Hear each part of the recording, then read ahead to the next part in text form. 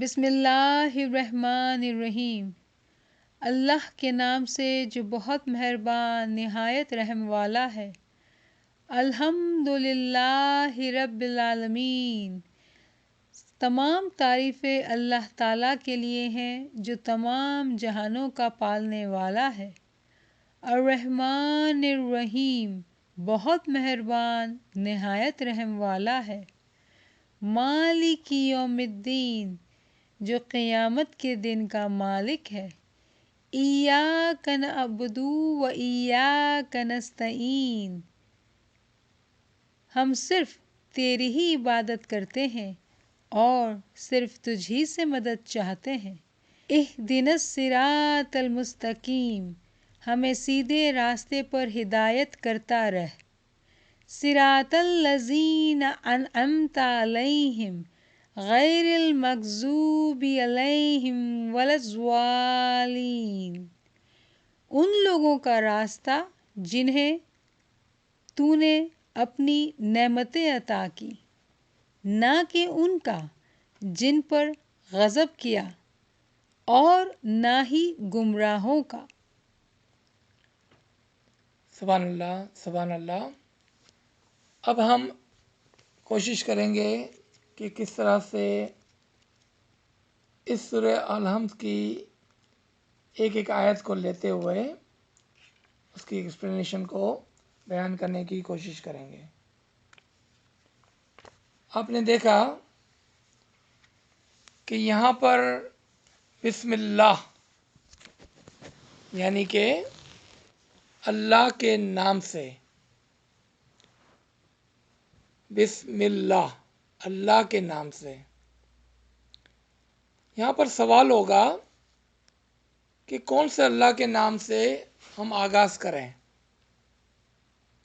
تو اس کے جواب میں کہا گیا الرحمن الرحیم، کہ جو بہت ہی مہربان اور بہت ہی رحم کرنے والا ہے۔ یعنی کہ جو سوال پیدا ہوا تھا بسم اللہ سے کہ اللہ کے نام سے، تو اس کا جواب دیا گیا کہ وہ اللہ کے نام سے شروع کریں آپ کہ جو بہت ہی مہربان اور بہت ہی رحم کرنے والا ہے۔ یہاں پر آپ جانتے ہیں کہ لفظی معنوں میں رحمان اور رحیم دونوں کے معنی تقریباً ایک ہے، یعنی کہ بہت ہی مہربان یا بہت ہی رحم کرنے والا۔ یہاں پر ہمیں اپنے آپ سے پوچھنا ہوگا کہ خدا نے اپنے بارے میں ایک ہی بات کو دو علیحدہ علیحدہ الفاظوں میں کیوں دہرایا ہے؟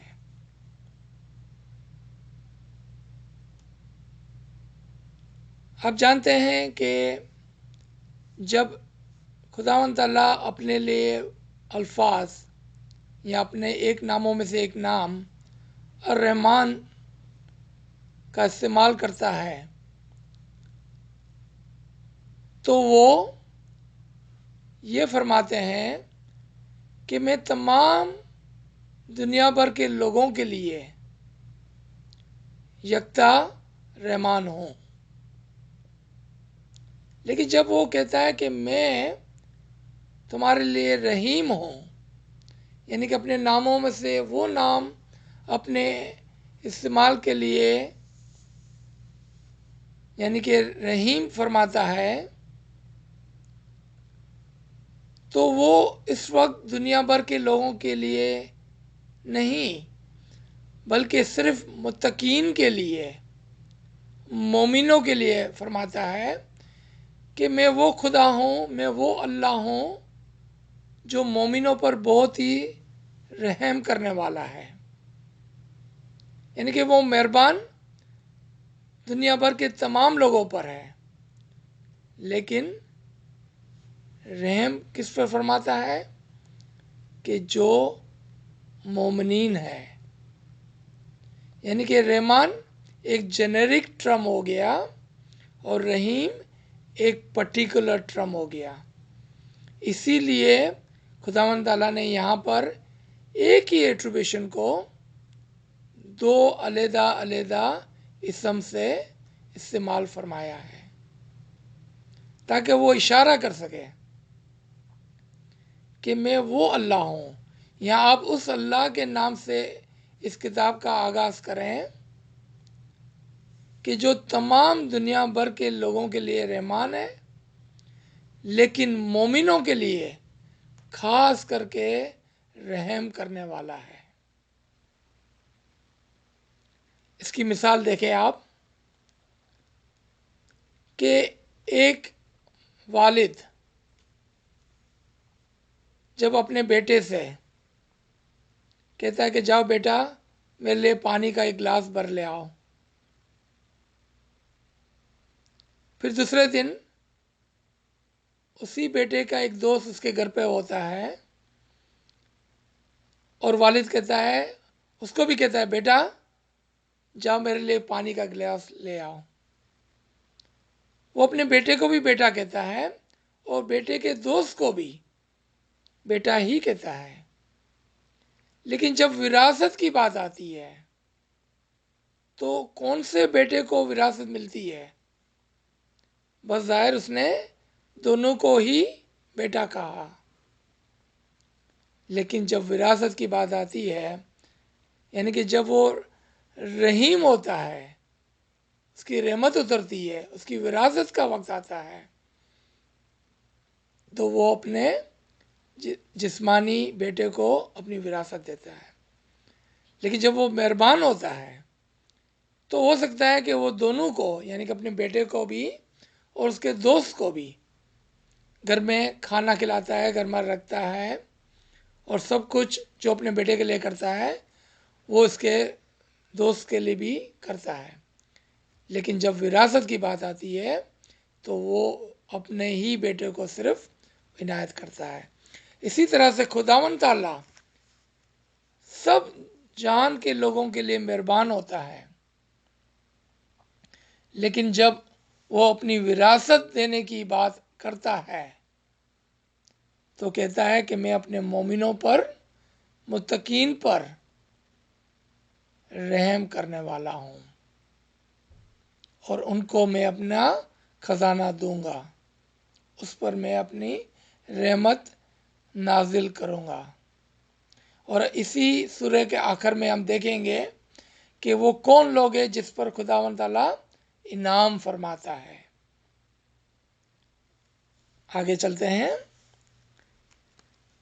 الحمدللہ رب العالمین،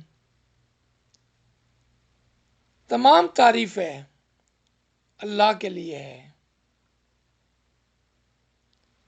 آگے فرماتے ہیں جو رب العالمین ہے، یعنی کہ عالمین کو پالنے والا. یہاں ٹھہر کر ہم کو ایک سیکنڈ کے لیے سوچنا ہوگا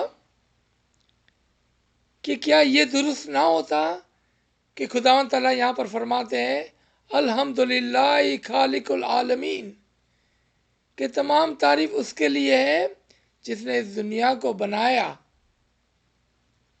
یعنی کہ خالق العالمین کی جگہ پر خدا کہتا ہے رب العالمین، کہ تمام تعریف اس کی ہے کہ جو جانوں کو پالتا ہے، نہ کہ جس نے کائنات کو، خلقت کو بنایا.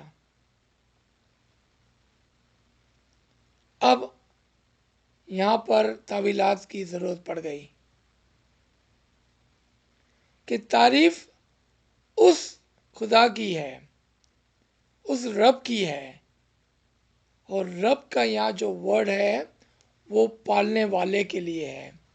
دنیا میں پالنے والا کون ہوتا ہے؟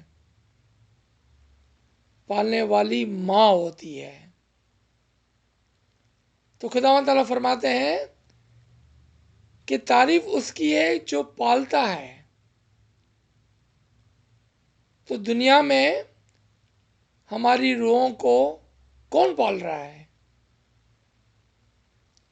ہمارے روحوں کو آج دنیا میں امام زمانے کا علی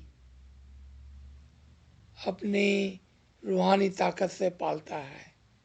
بظاہر ہمیں ماں پالتی ہے، تو گھر کے اندر ربا کا الفاظ قرآن میں آپ کو ملیں گا جو ایک عورت کے لیے یوز ہوا ہے، یعنی کہ پالنے والی. لیکن ہمارے عالم شخصی کو، چونکہ یہاں پر الفاظ ہے رب العالمین، عالمین کو پالنے والا دنیا میں امام ہوتا ہے. ایک مرتبہ کچھ مومنوں نے امام زمان امام جعفر صادق کو پوچھا، یا مولا، یا حضور، آپ فرمائیں، ہمیں سمجھائیں کہ یہ رب العالمین کا کیا مطلب ہے.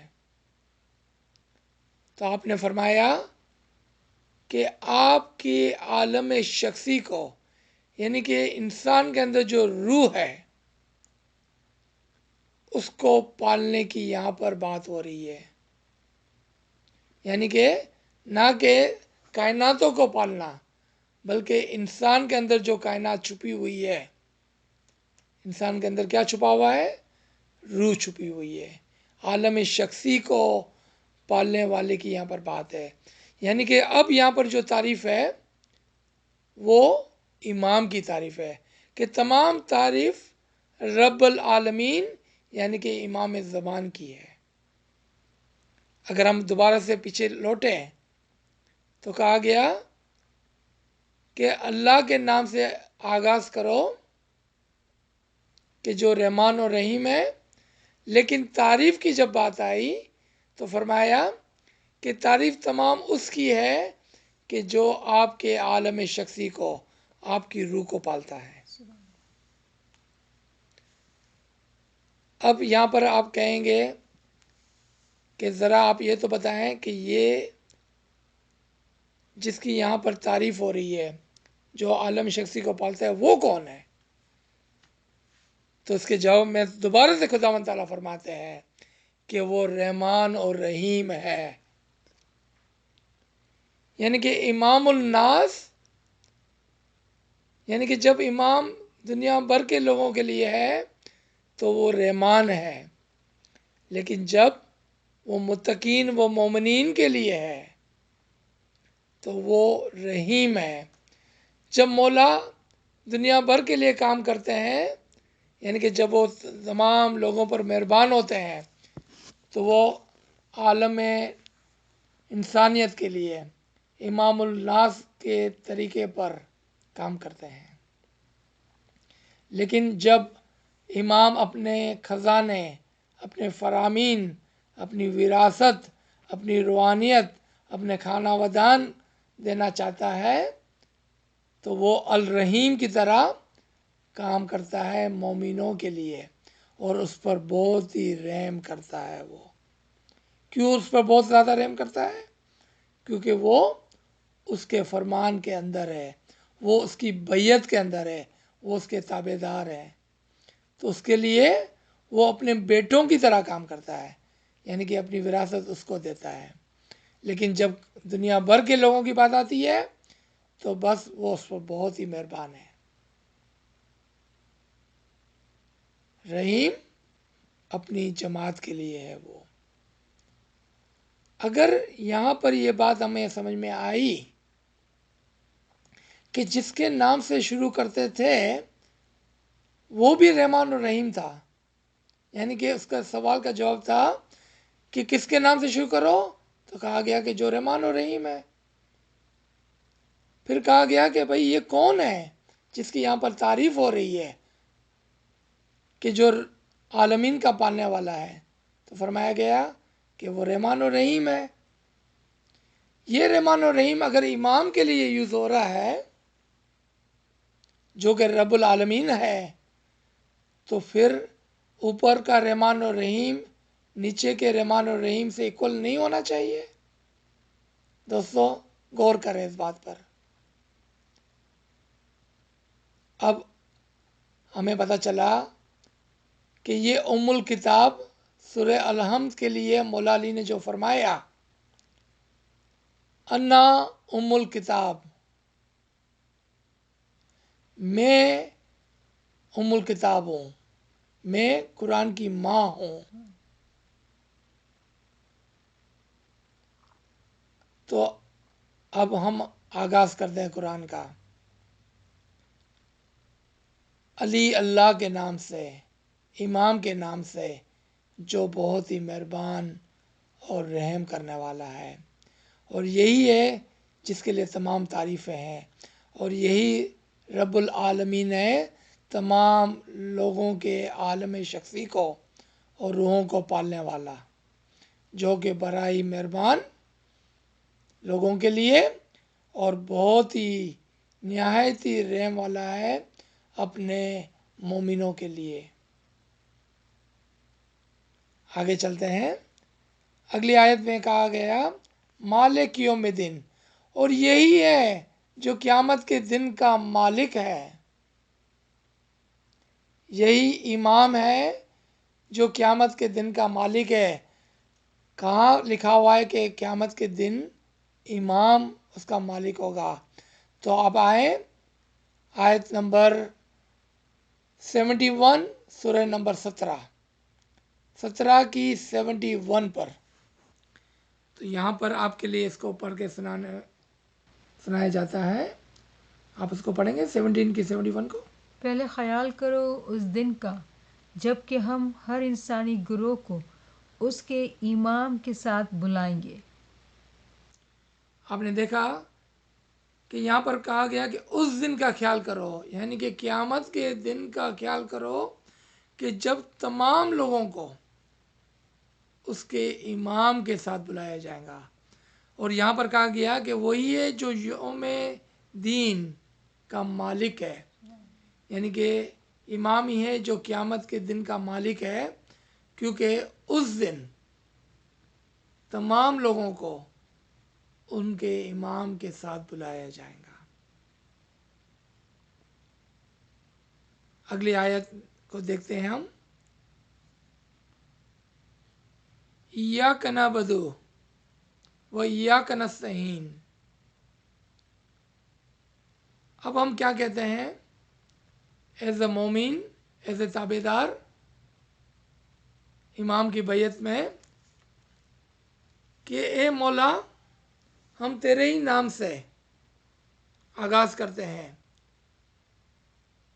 اور تو ہی رحمان و رحیم ہے، تیری ہی تمام تعریفیں ہیں، تو ہی ہمارے عالم شخصی کو پالنے والا ہے، اور تو ہی رحمان و رحیم ہے، تو ہی قیامت کے دن کا مالک ہے، اور ہم صرف تیری ہی عبادت کرتے ہیں، اور ہم صرف تجھی سے مدد چاہتے ہیں. اور اس کی اگلی آیت کے اندر بھی دیکھیں کیا ہے. اور یہاں پر آپ کو ایک الفاظ پر غور کرنے کے لیے دعوت دی جاتی ہے، اہدنا الصراط المستقیم. اہدنا یعنی کہ ہدایت کر. کہاں پر ہدایت کر؟ کس کی طرف ہدایت کر؟ کہا گیا کہ صراط المستقیم پر ہماری ہدایت فرما،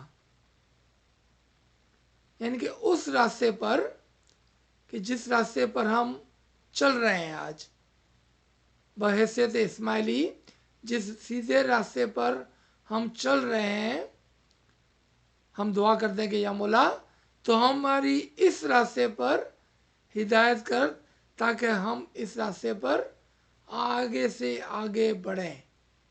ایک اور دوسرا، کہیں ہم اس راستے سے بھٹک نہ جائیں.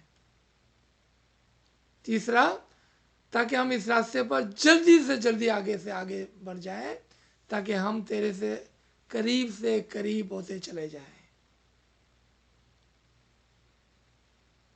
اب اس راستے کے لیے آگے کچھ بیان آتے ہیں آگے کی آیتوں میں. کہا گیا کہ صراط الذین انعمت علیہم. کون سے راستے پہ ہمیں چلا؟ کون سا ہے یہ سیدھا راستہ؟